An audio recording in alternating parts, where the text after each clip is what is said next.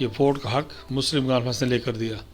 دوسرا یہ کہ قیام پاکستان اور قیام ہندوستان سے پہلے 1946 میں جو الیکشن ہوئے اس میں ریاست کی 100% نشستیں 21 کی 21 مسلم کانفرنس کے پاس تھی. تو ہم اس کے تسلسل کو قائم رکھے ہوئے ہیں کیونکہ مسلم کانفرنس ایک انتخابی سیاسی جماعت ہی نہیں ہے, ایک نظریہ ہے, ایک فکر ہے, ایک تحریک ہے, اور جسے ہم تحریک تکمیل پاکستان کہتے ہیں, جس کی بنیاد نظریہ علاقے پاکستان پر ہے اور جس کی بنیاد کہ ہمیں پاکستان سے پہلے قرارداد علاقے پاکستان کے ذریعے رکھی گئی.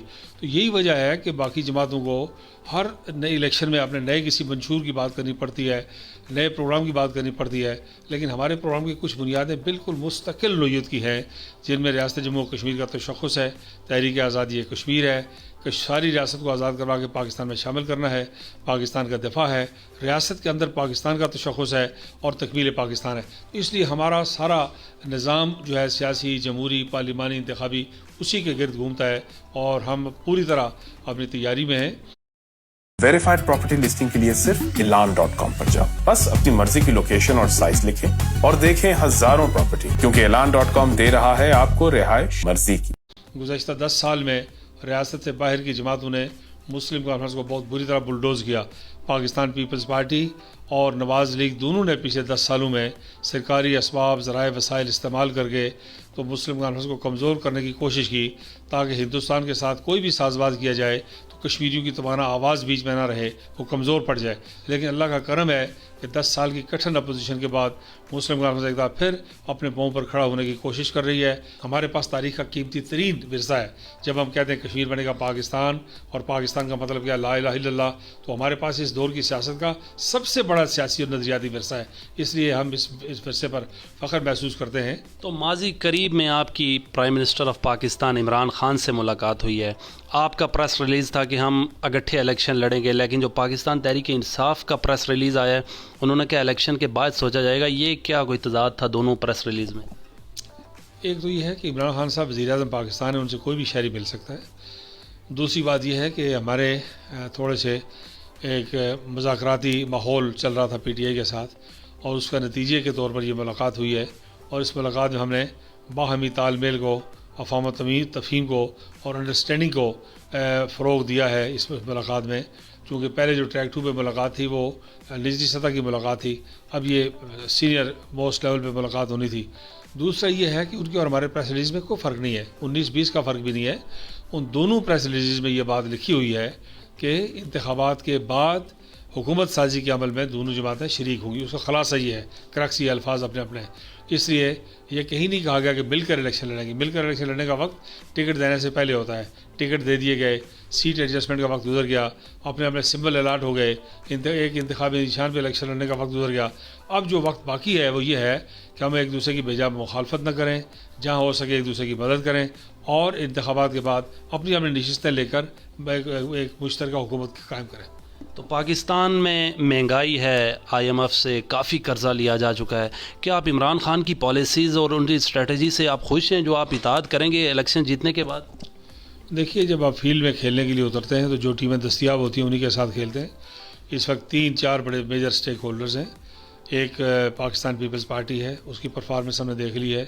ایک طرف نواز لیگ ہے جن کے پاس گھروں میں نواز شریف کے پاس نریندر مودی اور اجیت ڈوول اور سجن جندال اور ہندوستان کے اندر جو پاکستان کی بدترین زہریلی مخالف قیادت ہے ان کا گھروں میں آنا جانا تھا. اب ایک تحریک انصاف ہے, مین سٹیک ہولڈر ہے, مرکز میں ان کی حکومت ہے, اور عالمی سطح پر مسئلہ کشمیر کے اوپر بڑی مؤثر گفتگو کی ہے عمران خان نے جہاں کہیں بھی ان کو موقع ملا ہے بین الاقوامی فورمز پر.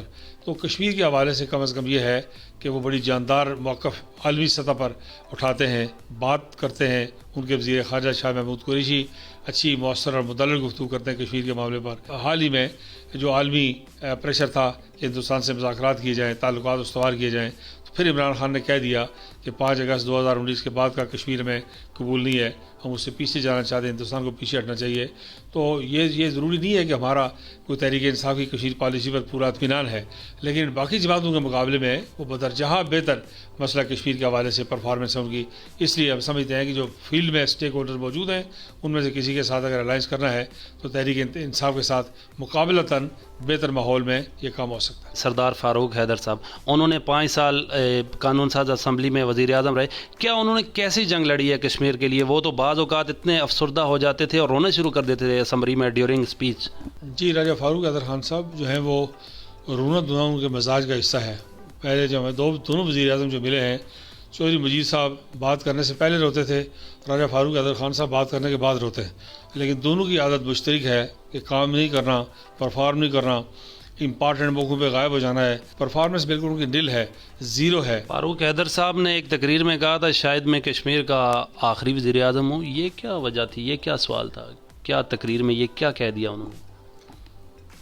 उन्हें सियासत में तारीख़ की बहुत सारी बातें शायद ज़हन में नहीं होंगी, हालांकि वो तारीख़ दोहराने में बड़े माहिर समझे जाते हैं।